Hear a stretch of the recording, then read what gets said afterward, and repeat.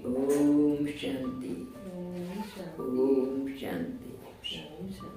आज परम पिता परमात्मा के 8 फरवरी 76 के महावाक्य और मुरली की हेडिंग है कनेक्शन और करेक्शन की वैलेंस से संबंध।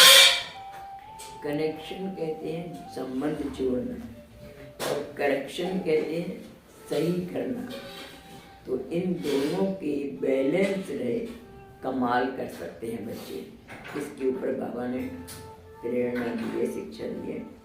यथार्थ टीचर की विशेषताओं को बतलाते हुए परम शिक्षक शिव बाबा बोले, यानी परमात्मा खुद से टीचर है और यथार्थ टीचर के अंदर क्या विशेषता होनी चाहिए उसके ऊपर आज बतला रहे हैं। बाबा कह रहे हैं टीचर्स को विशेष 2 बातों का अटेंशन रखना चाहिए। वह 2 बातें कौन सी हैं? पहला, मधुबन से बाप के साथ तथा देवी परिवार के साथ मर्यादा पूर्वक कनेक्शन करो। हमारे जो सुपीरियर्स हैं माउंट आबू मधुबन से और बाप के साथ परमात्मा के साथ तथा देवी परिवार के साथ मर्यादा पूर्वक कनेक्शन हो। मर्यादा पूर्वक कनेक्शन ये है कि जो भी संकल्प व कर्म करते हो उसके हर समय करेक्शन करने की अभ्यासी हो। यानी हमारा मर्यादा पूर्वक कनेक्शन, जो भी संकल्प करते हैं या कर्म करते हैं उसके हर समय करेक्शन करने के अभ्यासी हो। 2 बातें, पहला एक यथार्थ कनेक्शन और दूसरा हर समय अपनी हर करेक्शन करने की अटेंशन। यानी एक तो कनेक्शन संबंध हमारा यथार्थ सही, जैसे रेस्पेक्ट रिगार्ड की भावना है तो आदर से हम बात करें, उनकी हर आज्ञा को भी करें। दूसरा, हर समय हर करेक्शन करने का अटेंशन, मतलब हम करेक्शन कहते हैं सही करना, कि हमारा जो काम है, व्यवहार है, एटीट्यूड है, देन लेन है वो करेक्ट है। तो ये बात का भी ध्यान रखना कि हर समय करेक्शन करने के अभ्यासी हो। एक यथार्थ कनेक्शन हो और दूसरा हर समय अपनी हर करेक्शन करने की अटेंशन। अगर दोनों ही बातों में से एक में भी कमी है तो सफलता मूर्त नहीं बन सकती। करेक्शन करने के लिए सदैव साक्षी बन की स्टेज चाहिए। अगर साक्षी हो करेक्शन नहीं करेंगे तो यथार्थ कनेक्शन रख न सके। यानी साक्षी होकर के देखो कि जैसे हम लोगों को शिक्षा दी जाती है कैसे अपने हम जो हमारे यहाँ सेवा आती है उसका हमें कैसे डिस्ट्रीब्यूट करना चाहिए, भी देना, बड़े माउंट आबू भी भेजना चाहिए। तो ऐसे करके वो हमारा साक्षी होकर के देखो हम कर रहे हैं सही ढंग से या सारा अपने अपने ऊपर खर्च कर देते हैं। जैसे बच्चा कमाता है तो उसका फर्ज बनता है माँ बाप को भी कुछ दे, पढ़ाया लिखाया। तो ऐसे ही हम बच्चे बड़ों के, तो हमारा भी फर्ज बनता है कि हम बड़ों के राजू बने, माउंट आबू यहाँ पर हमें देना चाहिए। तो वो हम करते हैं या नहीं करते हैं? तो ऐसे बाबा कह रहे हैं कि कनेक्शन और करेक्शन अगर नहीं कर रहे हैं तो करेक्शन करना चाहिए। साक्षी हो करेक्शन नहीं करेंगे तो यथार्थ कनेक्शन रखना। अगर करेक्शन अपना नहीं करेंगे तो जो यथार्थ है कनेक्शन वो रख नहीं सकेंगे। तो यह सदैव चेक करो कि हर समय हर बात में करेक्शन करते हैं एक है बुद्धि की करेक्शन, जिसको याद की यात्रा कहती है। दूसरा है साकार कर्म में आते हुए साकार परिवार व साकार संबंध के कनेक्शन में आना। एक तो बुद्धि की करेक्शन, जिसको याद किया, यानी बाबा की याद, बड़े भाई बहनों की भी याद करना चाहिए। और बाबा दूसरी कह रहे हैं साकार कर्म में आते हुए साकार परिवार व साकार संबंध के कनेक्शन में आना। यानी साकार जो प्रैक्टिकल पार्ट प्ले करते हैं तो उसमें भी हमें साकार परिवार है, साकार संबंध है, उनको भी कनेक्शन में, उनसे भी संबंध बना के रखना चाहिए। ऐसे नहीं कि हमारा सेंटर को मान्यता मिल गई, अब हमें बड़े लोगों से क्या करना। कुछ ऐसे भी करते हैं टीचर्स लोग कि हमें तो माउंट आबू से मुरली आ जाती है, अब हमें बड़े भाई बहनों से क्या लेना, कनेक्शन नहीं है। तो वो आदत नहीं होनी चाहिए। हमें ब्लेसिंग कम मिलेगी अगर हम अपने सुपीरियर्स को सेटिस्फाई रखेंगे। उन्होंने बुलाया, गए, काम में पार्टिसिपेट किया, तब तो वो हमें उनकी आशीर्वाद मिलेगी। अगर हम अपने सोच रहे हमारे तो माउंट आबू से मिल जाती है, हमें क्या मतलब पड़ा रहा है उनसे बड़ो भाई बहन, तो ब्लेसिंग नहीं मिलती। तो ऐसे करने से बाबा सिखा रहे हैं कि सबसे हमारा यथार्थ कनेक्शन रख न सके, क्योंकि एक परिवार बना रहा है परमात्मा, एक नई दुनिया बना रहा है। तो उस नई दुनिया में सबके साथ हमारे रिलेशन भी तो अच्छे होने चाहिए, और रिलेशन अच्छे रखने के संकल्प कब आएंगे? अभी बुनियाद हमारी नींव तो अभी पड़ी जा रही है कि हमें लाइफ लॉन्ग ये संस्कार अभी के लिए थोड़ी बनना है, लाइफ लॉन्ग के लिए, अगले जन्मों के लिए भी बनना है। अगर हमने अपने बड़ों की आशीर्वाद लेने की भावना यहाँ नहीं रखी तो आगे जन्मों में कैसे रहेगी? तो इसलिए अपने सुपीरियर्स को रेस्पेक्ट रिगार्ड रखना चाहिए। इसलिए तो सिखाते हैं बच्चों को, सुबह उठो, माता पिता को प्रणाम करो, गुरुजनों को प्रणाम करो, जो आपकी लाइफ बना रहे हैं। आखिर प्रेरणा सुख तो वही है, हमारे ज्ञान तो उन्हीं से मिला है ना। तो हमारे दिल में हमेशा उनके प्रति रेस्पेक्ट रिगार्ड की भावना रहनी चाहिए। तो वह यह सदैव चेक करो कि हर समय हर बात में करेक्शन करते हैं क्या। एक है बुद्धि की करेक्शन, जिसको याद की यात्रा कहती है। दूसरा है साकार कर्म में आते हुए साकार परिवार व साकार संबंध के कनेक्शन में आना। दोनों ही कनेक्शन ठीक हो, यानी साकार में भी हम, प्रैक्टिकल में भी, साकार संबंध में भी आते हुए हमारा कनेक्शन उनसे अच्छा रहे। तो बाबा कह रहे हैं कि दोनों ही ठीक कनेक्शन ठीक हो। साकार में कनेक्शन में आने में मर्यादा पूर्वक है क्या?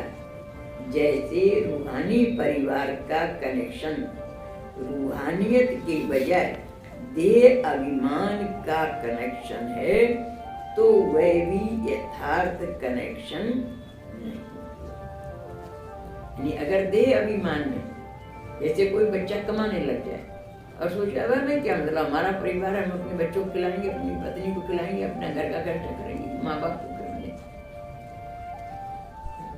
तो आपने उनके प्रति फर्ज तो अदा नहीं किया ना। उन्होंने आपको पढ़ाया लिखाया, हालांकि वो बात दूसरी है, एक्सपेक्ट कर रहे हैं या नहीं कर रहे हो, लेकिन फर्ज क्या होता है कि हमें अपने से बड़ों का आदर, रेस्पेक्ट, रिगार्ड करना चाहिए। अगर आप करेंगे तो आपकी जनरेशन आपका करेगी, आप नहीं करेंगे, आपने करा ही नहीं अपने बड़ों का आदर, तो बच्चे कहाँ से सीखेंगे? आप भी तो कभी बूढ़े होंगे, तो आपके बच्चे आपकी सेवा क्यों करेंगे? तो इसलिए परमात्मा ये कहते हैं कि ये सब कनेक्शन, सारी बातें परमात्मा हम बच्चों को अभी सिखा रहे हैं। तो कोई भी पॉइंट हमारी मेमोरी से डिलीट नहीं होना चाहिए, क्योंकि नींव पड़ रही है ना, तो नींव में हमारे अंदर जैसे संस्कार अभी होंगे वैसे ही आगे जाएंगे। तो जो करेक्शन और कनेक्शन करना जानते हैं वह सदा रूहानी नशे में होंगे। उनका न्यारापन और प्यारापन का बैलेंस होगा। देखो, सिर्फ बैलेंस का खेल दिखाने के लिए कितनी कमाई का साधन बना है, वह है सर्कस।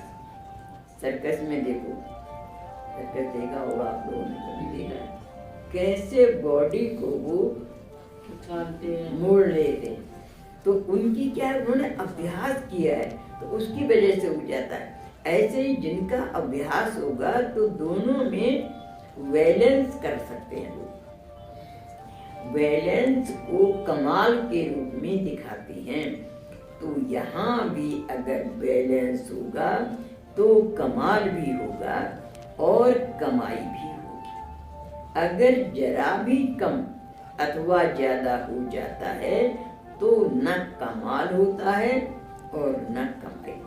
जैसे कोई भी खाने की चीज बनाती है, अगर उसमें सब चीजों का बैलेंस न हो तो कितनी भी अच्छी चीज हो पर उसमें टेस्ट नहीं आएगा।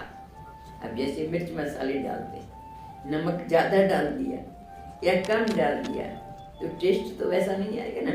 इसलिए हर चीज का बैलेंस। ऐसे ही हमारी प्रैक्टिकल लाइफ में भी अर्निंग मेंबर को अपना खर्चा भी निकालना होता है, दूसरों का भी देना होता है, लेकिन इसके साथ साथ हमें बड़ों का भी रेस्पेक्ट रखना चाहिए। तो यहाँ पापा यही शिक्षा दे रहे हैं कि उसमें टेस्ट नहीं आएगा तो अपने जीवन को भी श्रेष्ठ और सफल बनाने के लिए बैलेंस रखो, अर्थात समानता रखो। दूसरी बात, जैसी समस्या हो, जैसा समय हो तो वैसे अपने शक्तिशाली रूप को बना सकते।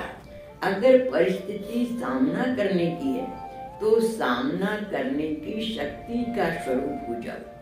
अगर परिस्थिति सहन करने की है तो सहन शक्ति का स्वरूप हो जाओ।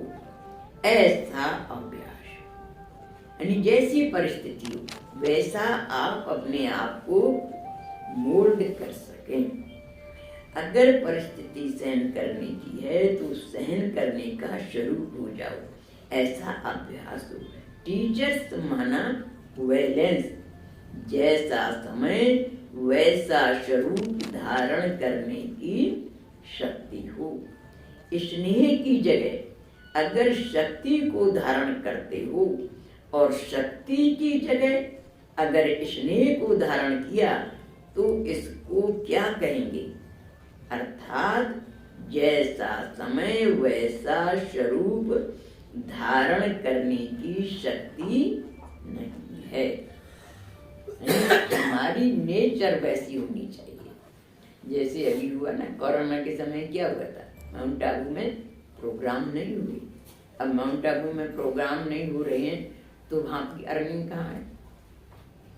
तो सेंटर्स वालों ने मतलब अपने यहाँ के, हालांकि यहाँ पर भी ज़्यादा स्टूडेंट्स नहीं आ रहे थे, बचा बचा के कैसे भी कलेक्शन करके वहाँ पर भेजा।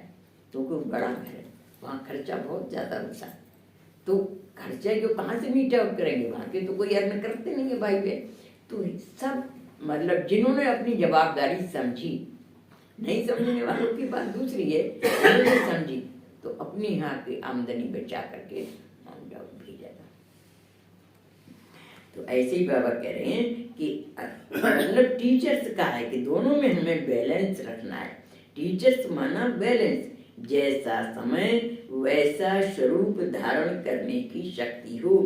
स्नेह की जगह अगर शक्ति को धारण करते हो और शक्ति की जगह अगर स्नेह को धारण किया तो इसको क्या कहेंगे, अर्थात जैसा समय वैसा स्वरूप धारण करने की शक्ति नहीं है तो सर्विस की रिजल्ट भी नहीं निकलती और सफल भी नहीं होती है। अगर नंबर 1 टीचर बनना है तो कोई भी धारणा पहले स्वयं करो फिर कहो। यानी हमारे जीवन में होगी तब हम दूसरों को कह सकेंगे। अगर हमारे जीवन में ही नहीं होगी तो दूसरों को कैसे कहेंगे। ऐसे नहीं कि खुद करो नहीं, केवल औरों को कहो। जो दूसरों को डायरेक्शन देती हो वह पहले स्वयं में देखो कि वह आप में है क्या। दूसरों को कहो कि सहनशील बनो और खुद ना हो तो वह टीचर नहीं। टीचर माना शिक्षक अर्थात शिक्षा देने वाला। अगर स्वयं शिक्षा स्वरूप नहीं तो वह यथार्थ टीचर कहला नहीं सकते। सदैव यह स्लोगन याद रखो, शिक्षक अर्थात शिक्षा स्वरूप और बैलेंस रखने वाला। अब क्वालिटी की टीचर बनना है, क्वांटिटी पर नजर ना हो। क्वालिटी माने योग्य टीचर बनो, क्वांटिटी नहीं। मतलब बहुत सारी टीचरें बना ली हैं, बहुत सारी टीचरें हो गई, अब अपनी जवाबदारी नहीं समझ रहे हैं तो फायदा क्या है टीचर बनने से। मतलब अपनी रेस्पॉन्सिबिलिटी होना चाहिए ना कि हमें टीचर का पद क्यों दिया गया है, टीचर बनाया गया है तो जो टीचर का रोल है वो हमें अपने पद ईमानदारी से अदा करना चाहिए। तो क्वांटिटी पर नजर ना हो कि बहुत सारी टीचरें हैं लेकिन काम नहीं हो रहा है, तो बाबा कह रहे हैं क्वांटिटी पर नजर ना हो, क्वालिटी हुई सबके कल्याण के निमित्त बन सकती है। तो अब टीचर की क्वांटिटी नहीं बढ़ानी है लेकिन क्वालिटी बढ़ानी है। समझा? बाबा कह रहे हैं संख्या पर ही जोर नहीं दो। बहुत सारी टीचर हैं, कहीं कहीं पर होता नहीं गीता पाठशाला 40 गीता पाठशाला, लेकिन सब कैसे चल रही हैं, 2-4 ढंग की चल रही हैं, 2-4 नाम की चल रही हैं। तो ऐसे नहीं, क्वांटिटी संख्या नहीं दिखानी है, संख्या के साथ साथ क्वालिटी भी होनी चाहिए। समझा? इस अव्यक्त मुरली का वाणी का सार है। पहली बात, जो करेक्शन और कनेक्शन करना जानती है वह सदा ही रूहानी नशे में होंगी। दूसरी बात, अगर नंबर 1 टीचर बनना है तो कोई भी धारणा पहले स्वयं करो फिर दूसरों को कहो। ऐसे नहीं कि खुद करो नहीं और दूसरों से कहते रहो।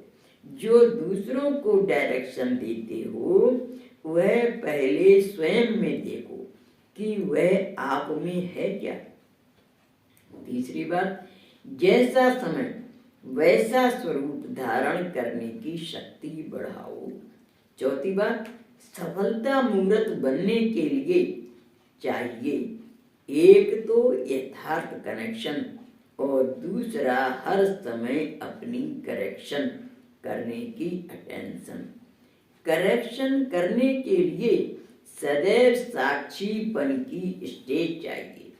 अगर साक्षी हो, करेक्शन नहीं करेंगे तो यथार्थ कनेक्शन रख ना सकेंगे। यानी साक्षी होकर के, ऐसे नहीं कि अंधा वांटे रेवड़ी फिर अपन को दे, हमारे पास तो है नहीं, हम कहाँ से दें दूसरों। ऐसे नहीं, अपने खर्चे में से भी बचा करके ऊपर वालों को देना चाहिए तो उनकी ब्लेसिंग मिलेगी, आशीर्वाद मिलेगी। यथार्थ कनेक्शन रख ना सकेंगे। एक पेज और है, इसमें प्रश्नोत्तर हैं तो प्रश्नोत्तर भी सुना देते हैं। बिंदु रूप स्थिति से प्राप्ति क्या है। सेवाधारी ग्रुप के साथ मुलाकात करते समय जो प्रश्नोत्तर के रूप में वार्तालाप हुआ वह यहाँ प्रस्तुत है। प्रश्न है, सर्व पॉइंट्स का सार एक शब्द में सुनाओ। उत्तर है, पॉइंट्स का सार पॉइंट रूप अर्थात बिंदु रूप हो जाना। यानी पॉइंट्स का सार क्या है, इतना डिटेल में ज्ञान समझाते हैं, लेकिन है सार क्या, 2 बिंदी, मैं बिंदी मेरा बाप है, बिंदी बन बिंदी बाप से कनेक्शन जोड़ना, ये है पूरे ज्ञान का सार। उसके लिए इतनी विधियां अपनाई जाती हैं। दूसरा प्रश्न है, बिंदु रूप स्थिति होने से कौन सी डबल प्राप्ति होती है? उत्तर है, बिंदु रूप अर्थात पावरफुल स्टेज, जिसमें व्यर्थ संकल्प नहीं चलते हैं, और बिंदु अर्थात बीती सो बीती, इससे कर्म भी श्रेष्ठ होती हैं, और व्यर्थ संकल्प न होने के कारण पुरुषार्थ की गति भी तीव्र होगी। इसलिए बीती सो बीती को सोच समझ कर करना है। व्यर्थ देखना, सुनना, बबूलना सब बंद, समर्थ आंखें खुली हों, अर्थात साक्षीपन की स्टेज पर रहो।